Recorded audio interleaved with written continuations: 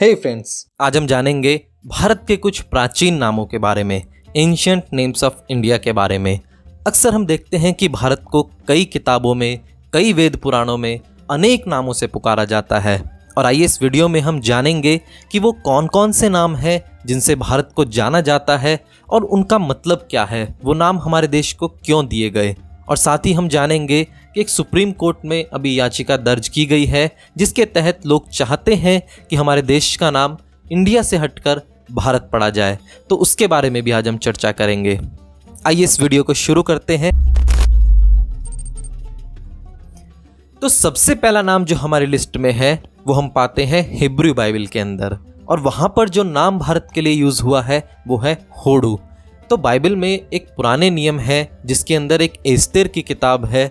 उसके अंदर यदि हम पहले चैप्टर के पहले ही वचन को देखें तो वहां पर एक राजा के बारे में पाते हैं, और उस राजा का नाम था सयश राजा। और उस राजा के बारे में लिखा है कि उसका जो राज्य था वो भारत से लेकर इथोपिया तक था, और जो वर्ड वहां पर भारत के लिए यूज किया गया है वो है होडू। और इसी से हम ये कह सकते हैं कि बाइबल में भारत के लिए होडू शब्द का इस्तेमाल हुआ है।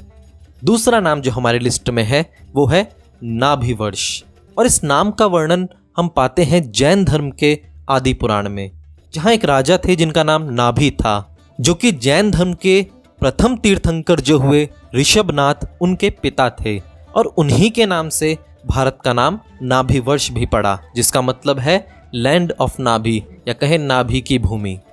और तीसरा नाम हमारी लिस्ट में है आर्यव्रत, और ये नाम पड़ा आर्यों के आने के कारण। जैसा कि हम जानते हैं कि सेंट्रल एशिया से आर्यंस भारत में आए थे, और जहाँ जहाँ वो भारत में आकर के बसे वहाँ वहाँ उस जगह को आर्यव्रत कहा गया, मतलब आर्यों की भूमि।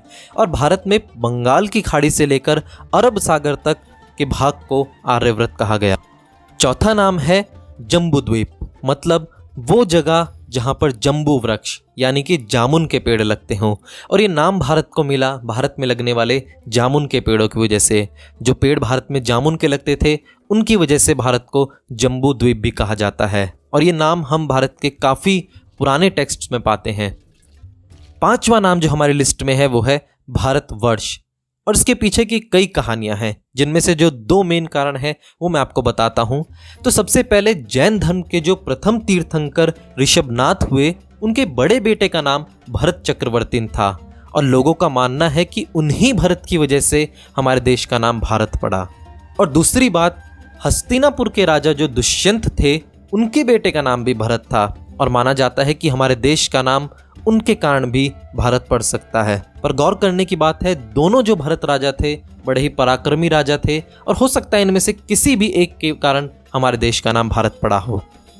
छठा नाम जो हमारे लिस्ट में है वो है हिंदुस्तान, और ये नाम भारत को जब मिला जब पर्शियन राजा दारा प्रथम भारत में आया।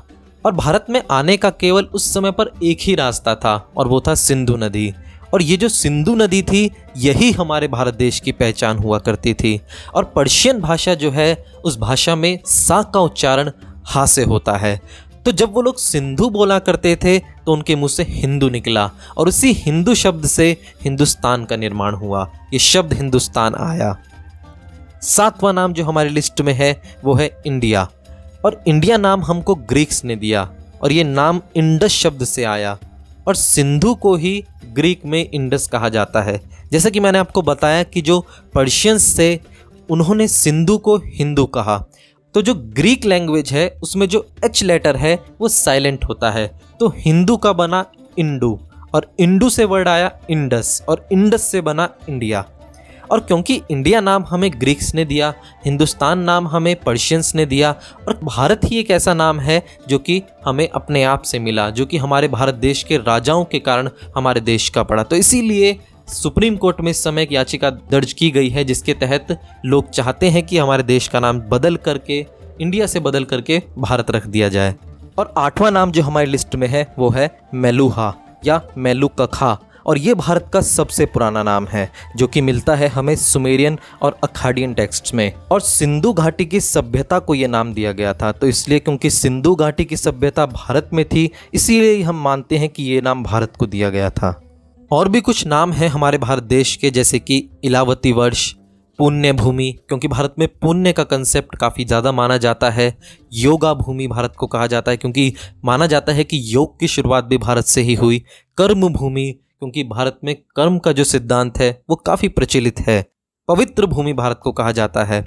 मोक्ष भूमि भारत को कहा जाता है। और कुछ चाइनीज़ नाम हैं जैसे कि टाइंजू, वो टेंजू, और कुछ जापानी नाम जैसे कि टेंजुकु, यिंडू, ये भी भारत को कहे जाते हैं। और आखिरी नाम हिमवत प्रदेश, ये भी भारत को ही दिया जाता है। तो आज की वीडियो में हमने जाना भारत के 15 नामों के बारे में। आशा करता हूँ कि आपको वीडियो पसंद आया होगा। Thanks for watching this video and please subscribe to this channel.